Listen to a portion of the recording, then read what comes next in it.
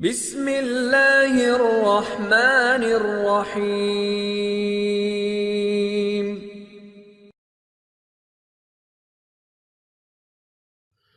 السلام علیکم، میرا نام ہے محمد یاسر رفیق اور آپ دیکھ رہے ہیں اسلام از پرفیکٹ لائف۔ وہ بازار سے گزر رہے تھے۔ مولانا صاحب کے سامنے کریانے کی دکان تھی۔ ایک درمیانی عمر کی خاتون دکان پر کھڑی تھی اور دکاندار وارفتگی کے عالم میں اس خاتون کو دیکھ رہا تھا۔ وہ جس چیز جنس کی طرف اشارہ کرتی، دکاندار ہاتھ سے اس بوری سے وہ جنس نکالنے لگتا تھا اور اس وقت تک وہ جنس تھیلے میں ڈالتا جاتا جب تک خاتون کی انگلی کسی دوسری بوری کی طرف نہیں جاتی، اور دکاندار دوسری بوری سے بھی اندھا دھند جنس نکال کر تھیلے میں ڈالنے لگتا۔ یہ عجیب منظر تھا۔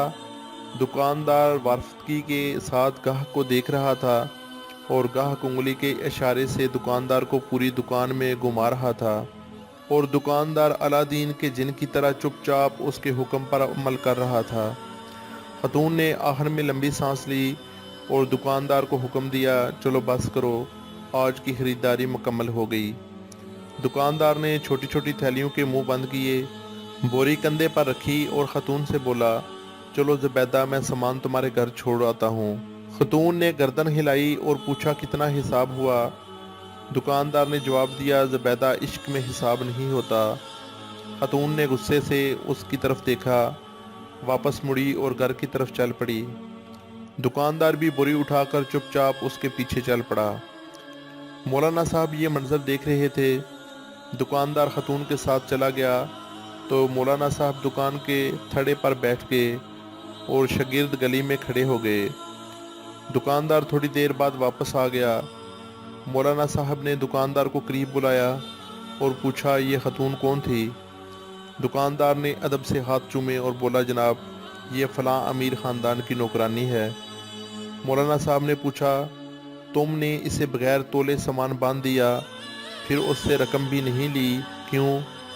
دکاندار نے عرض کیا، مولانا صاحب، میں اس کا عاشق ہوں، اور انسان جب کسی کے عشق میں مبتلا ہوتا ہے تو پھر اس سے حساب نہیں کر سکتا۔ دکاندار کی یہ بات سیدھی مولانا صاحب کے دل پر لگی۔ وہ چکرائے اور بے ہوش ہو کر گر پڑے۔ شاگرد دوڑے، مولانا صاحب کو اٹھایا، ان کے چہرے پر عرق گلاب چھڑکا، ان کی ہتھیلیاں اور پاؤں رگڑے۔ مولانا صاحب نے بڑی مشکل سے آنکھیں کھولیں۔ دکاندار گھبرایا ہوا تھا۔ وہ مولانا صاحب پر جھکا اور ادب سے عرض کیا، جناب، اگر مجھ سے غلطی ہو گئی ہو تو معافی چاہتا ہوں۔ مولانا صاحب نے فرمایا، تم میرے محسن ہو، میرے مرشد ہو، کیونکہ تم نے آج مجھے زندگی میں عشق کا سب سے بڑا سبق دیا۔ دکاندار نے حیرت سے پوچھا، جناب، وہ کیسے؟ مولانا صاحب نے فرمایا، میں نے جانا تم ایک عورت کے عشق میں مبتلا ہو کر حساب سے بیگانے ہو، جبکہ میں اللہ سبحانہ تعالیٰ کی تسبیح بھی گن گن کر کرتا ہوں، نفل بھی گن کر پڑھتا ہوں، اور قرآن مجید کی تلاوت بھی اوراق گن کر کرتا ہوں، لیکن اس کے باوجود اللہ سبحانہ تعالیٰ سے عشق کا دعویٰ کرتا ہوں۔